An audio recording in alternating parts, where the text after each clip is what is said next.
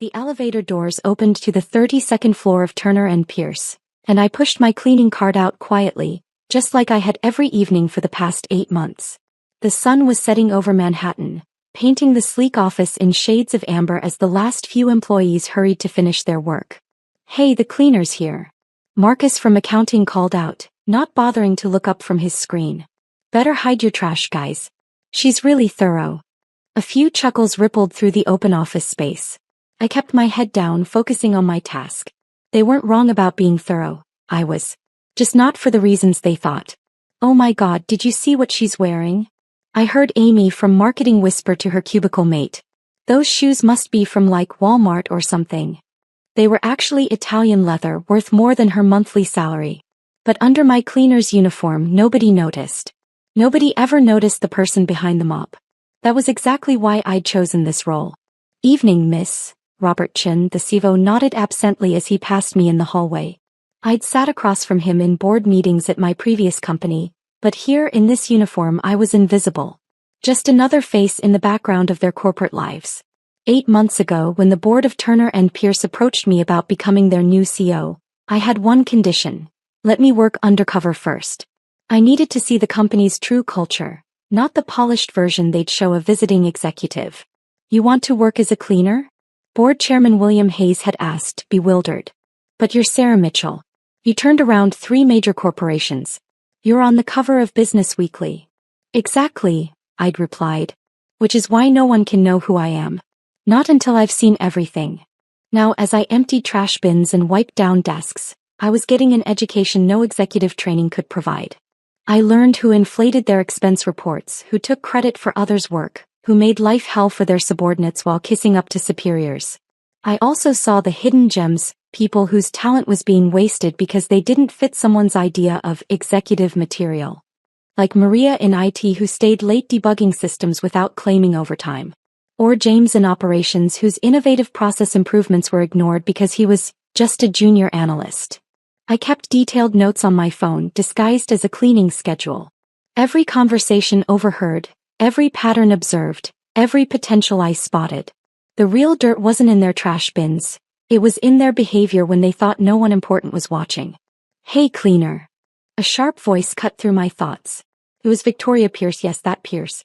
Granddaughter of the founder, current VP of sales, and according to my observations, the biggest obstacle to this company's progress. "My coffee spilled," she said, pointing to a puddle on her desk without looking at me. "Clean it up." I grabbed my cloth and moved toward her desk, noting how she didn't even pause her phone conversation. "No, Daddy, of course the numbers are fine. I've got everything under control here." The numbers weren't fine. I'd seen the real sales reports in the files I was supposed to be recycling. Victoria had been hiding losses for months, cooking books with the help of 2 junior accountants who were too afraid to refuse her. "And make sure you get under the keyboard," she added, waving her manicured hand dismissively. "I don't want anything sticky." "Of course, Miss Pierce," I replied softly, continuing my work. She froze, then turned slowly to look at me, really look at me for the first time. Something in my voice must have caught her attention. But I kept my head down, and after a moment she went back to her call. Later that night, as I was finishing my rounds, I found James from operations still at his desk, surrounded by stacks of papers. "You're here late," I said, emptying his trash bin. He jumped, then gave me a tired smile. "Oh hey. Yeah, trying to fix these process reports. Victoria rejected them again. Says they're too complicated." I glanced at his work. Brilliant analysis, innovative solutions, all presented clearly and concisely. "Looks good to me." He laughed. "Thanks, but what would a cleaner know about corporate process optimization?" I smiled behind my mask. "You'd be surprised." "Well, at least you're nice," he sighed. "Most people here don't even see us. The cleaners, the security guards, the maintenance staff. It's like we're invisible." "Being invisible can be useful," I replied. "You see things others miss." He gave me an odd look, but before he could respond, his phone buzzed. Another message from Victoria, demanding the reports be simplified further. "I should go," he said, gathering his things. "Big meeting tomorrow. Apparently some new CEO is starting next week. Probably another corporate robot who won't understand what we actually do here. If he only knew." I finished my shift and headed to my real apartment, not the modest one listed in my cleaner's personnel file. As I shed the uniform and stepped into my shower, I thought about tomorrow. My last day of being invisible. My phone buzzed with a message from William Hayes. Board meeting at 9 a.m. Ready to make your grand entrance. I texted back, more than ready. And William? Make sure Victoria Pierce is there. I have some interesting files to discuss. Tomorrow they'd learn that the woman they'd ignored, mocked, and dismissed wasn't just there to clean their offices. She was there to clean house. And some people were about to learn the hard way that karma sometimes carries a mop. The next morning I arrived at Turner & Pierce wearing a tailored Chanel suit and Louboutin heels, a far cry from my cleaner's uniform. The security guard at the desk, Mike, did a double take as I approached. Good morning, Mike, I said using the same quiet tone I'd used every night for 8 months. Beautiful day, isn't it? His eyes widened in recognition. You're the... I handed him my new ID badge, executive level CO access. Still the same person. Just different clothes. He broke into a huge grin. Oh man, this is going to be good. The elevator ride to the 32nd floor felt different this morning. No cart to push, no uniform to hide behind. Just me, my briefcase, and 8 months of carefully gathered intelligence about every person in this building. The office was buzzing with anticipation about the new CO. I could hear snippets of conversation as I walked through the open workspace, unrecognized for the moment. I heard she turned around Maxwell Industries in just 2 years. Apparently she's ruthless. Think she'll clean house? That last comment from Marcus in accounting made me smile. He had no idea how right he was. I walked into the conference room where the board was gathering. William Hayes saw me first, his face breaking into a knowing smile. Sarah, he said warmly, loud enough for everyone to hear. Welcome to your first official day. The room fell silent. Victoria Pierce, who had been arranging papers at the head of the table, my seat, looked up sharply. Sarah Mitchell, she said, recognition dawning on her face. But you usually clean your coffee spills? I finished pleasantly. Yes, among other things.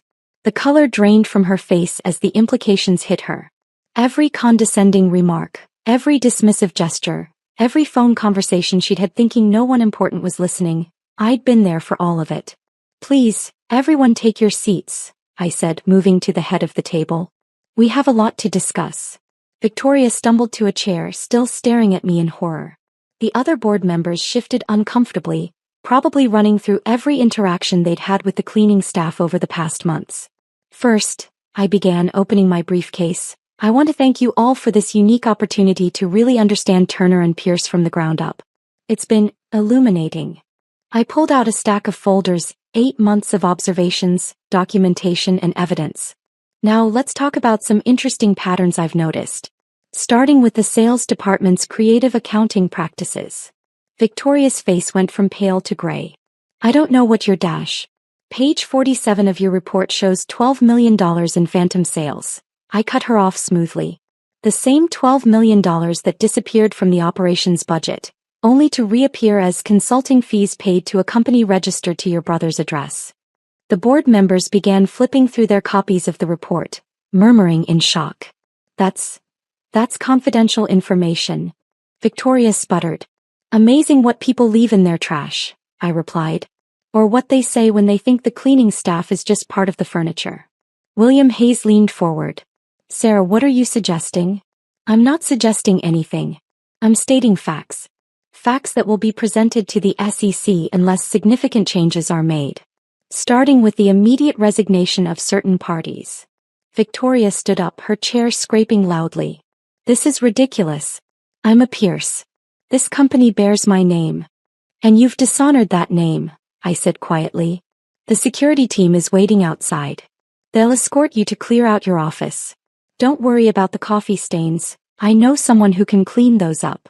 As Victoria was led out, I turned to the remaining board members. Now let's discuss the real changes this company needs. Starting with promoting the talent you've been ignoring. I pressed the intercom.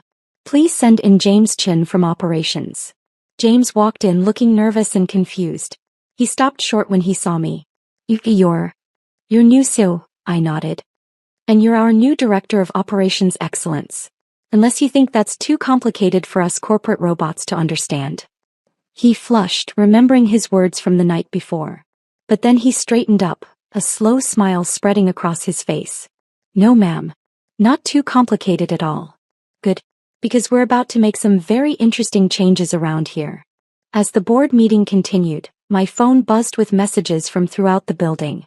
Word was spreading fast about the cleaner who was actually the CEO. Marcus from accounting, about those trash jokes. Amy from marketing, your shoes. I am so sorry. Various others expressing variations of panic and regret. I smiled, remembering every dismissive comment, every condescending glance. But this wasn't about revenge. It was about transformation. About seeing who people really were, not who they pretended to be when the bosses were watching. Because sometimes the best way to clean up a company isn't with a mop, it's with the truth. The next few weeks at Turner and Pierce were a whirlwind of changes. The old guard who had coasted on nepotism and office politics found themselves facing a CEO who knew exactly where all the bodies were buried, because she'd literally cleaned around them. I sat in my new office, reviewing personnel files when Maria from IT knocked on my door. She was still wearing her usual casual clothes. I'd immediately abolished the arbitrary dress code that had kept talented tech people from advancing. Ms. Mitchell, the system audit you requested is complete. She hesitated. It's worse than we thought. I gestured for her to sit. Tell me. Victoria Pierce didn't just cook the books. She installed backdoors in our client databases, sold competitive information. And she wasn't alone. We found similar patterns across 3 departments. I nodded, unsurprised. Send everything to legal. Maria, you're our new chief technology officer. The board approved it this morning. Her eyes widened. But I'm not. I don't have the typical executive profile. You mean you're not from an Ivy League school? Don't play golf? Don't have the right last name? I smiled. Neither did I. What you do have is talent, integrity, and a work ethic I witnessed firsthand while everyone else was heading home at 5 p.m. As Maria left my office, I saw Marcus hovering nervously by the door. The same Marcus who used to joke loudly about the help. Come in, Marcus, I called. I assume this is about the audit? He walked in looking like he was heading to his own execution. Ms. Mitchell, I can explain the discrepancies in the reports. You mean the ones you helped Victoria hide? I opened a folder on my desk. Sit down, Marcus. Let's talk about your future. His face went pale. Please. I have a family. I know. 3 kids. College tuition coming up. That's why you went along with Victoria's schemes, isn't it? Afraid of losing your job if you didn't play along? He nodded miserably. Here's what's going to happen, I continued. You're going to provide a full written statement to legal about everything you witnessed. Then you're going to help us clean up this mess. Do that and you keep your job, though not in accounting. Where then? Compliance. Because sometimes the best person to prevent fraud is someone who knows how it works. I held his gaze. Consider it your chance at redemption. As Marcus left, visibly relieved, my assistant buzzed in. Your 2 o'clock is here. The entire sales team. I smiled. Send them in. 30 nervous sales executives filed into my conference room. Many of them had been part of Victoria's inner circle, spreading her toxic culture throughout the company. Ladies and gentlemen, I began, let's talk about the real numbers. Not the ones you've been reporting, but the actual state of our client relationships. For the next hour, I detailed everything I'd observed during my time as the invisible cleaner. The client complaints ignored, the junior staff bullied, the corners cut. But that's all changing, I announced. Starting today, commissions will be based on client satisfaction, not just sales numbers. And speaking of satisfaction, I pressed a button and James appeared with a cart, not unlike my old cleaning cart. Coffee service, I announced. Since so many of you enjoyed having others serve you, you'll now take turns providing coffee for the whole office. Starting with the executive level. Consider it a lesson in humility. The looks on their faces were priceless. Over the next 6 months, Turner and Pierce underwent a complete transformation. We promoted overlooked talent, rebuilt client trust, and created a culture where work ethic mattered more than office politics. The press called it a miracle turnaround. Undercover CEO cleans house and doubles profits, read the Wall Street Journal headline. But the real satisfaction came from smaller moments. Like watching Maria revolutionize our tech infrastructure. Or seeing James implement process improvements that saved millions. Or observing Marcus, of all people, become a dedicated watchdog against corporate fraud. 1 year after my first day as the cleaner, I stood addressing the entire company at our annual meeting. The room was different now, more diverse, more energetic, more authentic. Some of you knew me first as the person who cleaned your offices, I began. You thought that meant I was beneath you. What you didn't understand is that true leadership isn't about being above others. It's about being willing to do what others won't. I gestured to the wall behind me, where we'd hung a new company motto: excellence starts at every level. Every role matters. Every person contributes. And sometimes, the most important insights come from the people you never thought to listen to. After the meeting, I did something that shocked everyone. I changed into my old cleaner's uniform and grabbed a mop. "What are you doing?" William Hayes asked, bewildered. "Reminding everyone, including myself, where we came from," I replied. "And making sure we never forget what we learned." I cleaned the entire executive floor that night just like I used to. But this time something was different. One by one, executives and managers appeared, taking up cleaning supplies, pitching in. Even Marcus was there, awkwardly pushing a vacuum cleaner. "I don't know how you did this every night," he admitted. "That's exactly the point," I smiled. "How you do. Because sometimes the best way to lead isn't from above, but from beside. And sometimes the most powerful position isn't at the top of the org chart. It's wherever you can see the truth about who people really are." As I finally headed home that night, I passed Mike at security. "Quite a year, Ms. Mitchell," he grinned. "Just Sarah," I corrected him. "After all, we cleaned these floors together." And that's the thing about true transformation. It doesn't just change how others see you. It changes how you see yourself. Because sometimes the view from the bottom shows you exactly what needs to be fixed at the top. The scent of bleach and stale cigarettes clung to my uniform as I dragged myself through the back entrance of my parents' house. It was Sunday night mandatory family dinner. The same ritual that had become a weekly reminder of my supposed failure. "Look who finally decided to show up," my brother James announced as I walked into the dining room. "The maid of Crystal Lake Hotel, or should I say, the maid of nowhere?" I forced a tired smile, taking my usual seat at the far end of the table. My mother shot me a look of practiced disappointment while arranging the silverware. "Emily, honey, couldn't you at least have changed out of your work clothes? We have guests." By guests she meant my brother's new fiancée Lauren and her parents, the kind of people who believed success was measured by designer labels and country club memberships. They shifted uncomfortably in their seats, trying not to stare at my wrinkled uniform. "Sorry Mom, double shift ran late," I said quietly, helping myself to the mashed potatoes. "We had a bus tour come through." James snorted. "A bus tour? At that dead hotel? What were they touring, cobwebs?" "James," Dad warned half-heartedly, not looking up from his phone. But I could see the corner of his mouth twitch with amusement. "No, really," James continued, warming to his audience. "I drove by there last week. Place looks like something out of a horror movie. What was it, 3 rooms booked? 4. Lauren's father cleared his throat. "Crystal Lake. Isn't that the old resort property out by the state park? Been closed for what, 20 years? 15. I corrected automatically. "And we're not closed. We're operating at reduced capacity while dash." "While what?" James interrupted. "While you waste your business degree cleaning toilets. Real smart investment there, sis." The room fell quiet except for the clink of silverware. They were waiting for me to defend myself, to explain why I'd spent my entire inheritance from Grandma, all $180,000, buying a rundown hotel in a forgotten tourist town. Why I'd taken a job as a maid there instead of accepting the corporate position James had lined up for me at his firm. But I just kept eating. "I just don't understand," Mom finally said, her voice tight with familiar disappointment. "You had such potential. A degree from Northwestern. Outstanding recommendations. You could have been running a real hotel by now, not this."